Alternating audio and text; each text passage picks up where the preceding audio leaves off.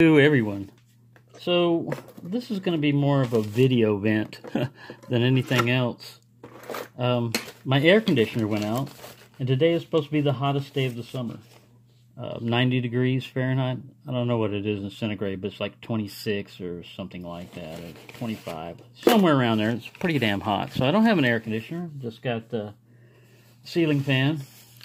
And I recently filed for Social Security retirement benefits, and I did it all online, and I received a letter in the mail that said, you filed a claim for retirement. Call this number at extension 3524 before April 13th about your claim. When you call our office, please have this. And it's got a control number and everything up there on this piece of paper. So I call them on my birthday, which was Monday. And I left a voicemail message with my name and my phone number that he could contact me anytime. Nothing. Tuesday I called. Same thing. It goes straight to his voicemail. I leave his name, number, nothing. Today's the third day. Third day. I call.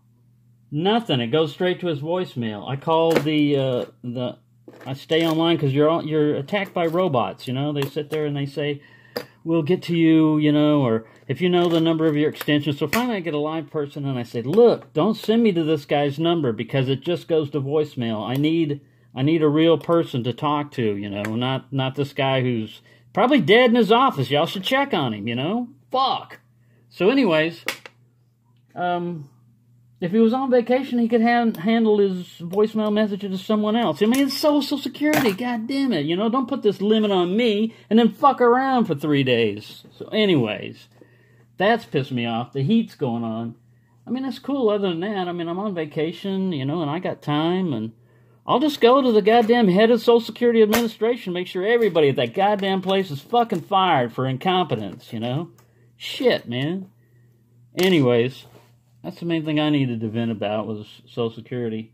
As far as mail packages and stuff, I live in a small apartment.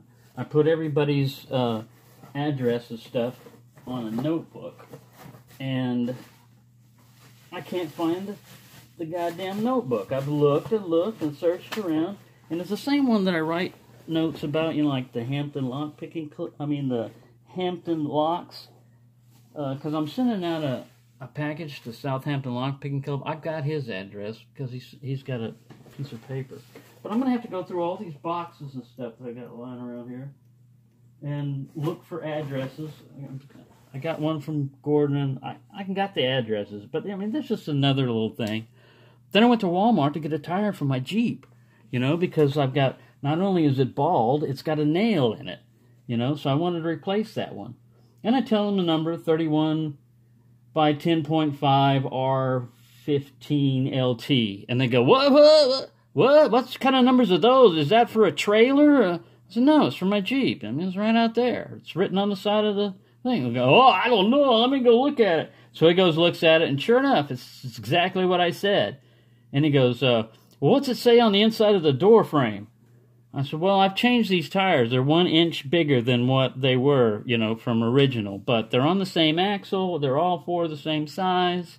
It's never been a big deal. He goes, well, we can only put on what is on there. Our manager, we've got a new manager. I said, well, I bought this shit from you a year ago, and y'all put it on here. Oh, that was before our manager. Now we have to go by the book. We could sell you the tire, but you'd have to take it somewhere else to mount it, and we couldn't give you a warranty, and blah, blah, blah. And I said, forget it. Never mind. Besides, we don't have them in stock anyway. So I run around my little town, and I tried different tire shops. And finally, nobody has one. One guy says he can get one for $150 in an hour, but I'd have to put money down on it and all that. No, so I drove around and I pulled into a used tire place, and they had the exact tire as mine, used, but it still has a lot of tread on it. It looks, almost new. $35. And here they're normally $150 to $200 tires. A Goodyear Wrangler MTR. So that was a good thing for today. But all this other stuff is frustrating. You add heat to the equation, And I'm old. Fuck, you know, I just had a birthday. I'm old. I'm going to get grumpy and shit. That just happens, you know. You're usually grumpy because of pain and stuff. All the different things that go wrong with you that used to be fine. You can't see, you can't hear, your teeth are falling out. Shit like that. But anyway, that's why lock picking. I went up to Walmart and I didn't need this for lock picking. It was more for the Torx set and stuff. But it's got a little. If you get like a T6 on knife scale handles, some of them they put permanent thread locker on, so you have to take a soldering iron to it and heat it up. Not to the melting point, but just heat it up for a little while, and it'll break the permanent thread locker. But if you try that on some of these small T-heads, like T6 and stuff, you can strip out not only the screws, but you can strip out the tool itself. It starts rounding out, because they're hyper tough precision, made in China. So, I mean, it's all with how well they make stuff, you know, but you really need them hardened when they're that small because it's easy to round the tips off. But there you go. That was my little long-winded vent for those of you that stuck around. I will let you know that I'm going to be doing a giveaway when I reach 400 subscribers. And on a note about subscribers, too, a lot of people have them, I mean, you know, like in the knife world and stuff. Man, a guy will just start off his channel and he'll have like 1,000 subscribers within 6 months, no problem. And if he's been around for a couple of years, 15, 20,000 subscribers.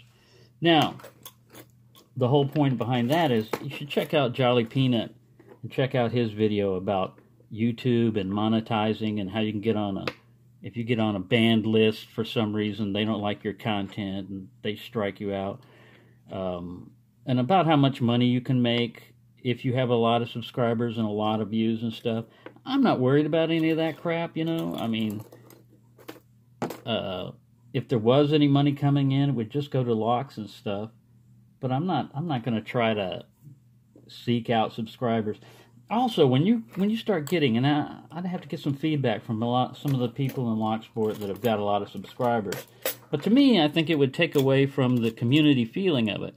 You no longer can watch everybody's videos. If all the subscribers were putting up videos, 15,000 subscribers, or 1,500 even, you know, how are you going to look at all those videos? So you kind of like lose contact. Also, you bring in, it's just the way it is, you know. I mean, the bigger the audience, the more likely that you're going to attract jerks and assholes and people that are in no way a part of the Locksport community other than they watched your video or they watched, you know, somebody's video. And they got their 2 cents to chime in and opinions, and you can get all kinds of things because, like I said, it's open to the public, open to the world. So anybody could come in and say anything they wanted to. So with more subscribers, I think comes a downside to it, you know, that it loses the homey community type feeling we have, you know, where we're all one big family. You know, the more you get, the bigger your family gets, the more you're likely to run into a nephew or a cousin or an aunt or somebody that is just a jerk, you know, and they use these social gatherings to wipe out people's self-esteem and everything else. So, I'm not saying that happens in my family or anything, because I usually don't attend a lot of social gatherings. I'm invited to a lot of them from my sister, but I don't go. I don't know why. That's just the way I am. I'll go sometimes, but I don't like having obligations and stuff. I'll do my own little obligations. But if things like your air conditioner's not working, Social Security's giving you a deadline that you got to contact them, and retirement is a big deal, you know. I mean, that money coming in. If I don't make the deadline, they're going to say, well, you know, you didn't call us in time. Yes, I did. I called you a bunch of fucking times, and nobody called me back. So, you know, I could go to my local Social Security office, but I'd have to drive my Jeep down there, and I can't drive that far. So, yeah, it's not in real good condition. So, I'm just going to have to go to the head of the Social Security Administration or something, you know. I'm going to go all the way to the top. And she got a little ring thing there. Special. Let's put your special one back here. So, yeah, anyways, I just had to do this just a vent because it's just driving me fucking crazy, all this shit. And yeah, there are a lot of F-bombs that dropped in this, but when you get pissed off, man, they're sentence enhancers. And if you're that young watching this, then you're going to be exposed to a lot worse than words, you know. I mean, you're going to be exposed to ideas and concepts, and oh my God. So, yeah, I'm sorry. I can't regulate always who watches what I'm doing. Or what I say. I mean, if the situation gets upsetting, you know, drop a tension wrench there. And let fly with an F-bomb if you feel like it. I try not to do that. I try to keep it to where, you know, you could be playing my video in the background and not worry if your kids walk by or wife, like, who the hell's talking like that? I don't know, he's some crazy old guy in Texas. But yeah.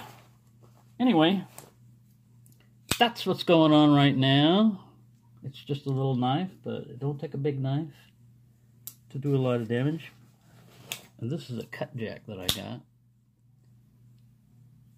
That's another one, D2 tool steel. Pretty cool. This was a flipper. The other one's an aligner lock. This one's a thumb stud and a liner lock. And it's not assisted open or anything, but it is locked back, so. Wouldn't be legal in most of Europe, but this is Texas. That's considered lightweight. I could be packing a pistol. So, a knife is nothing. Thank you for watching, and I'll get around to picking one day. Not right now.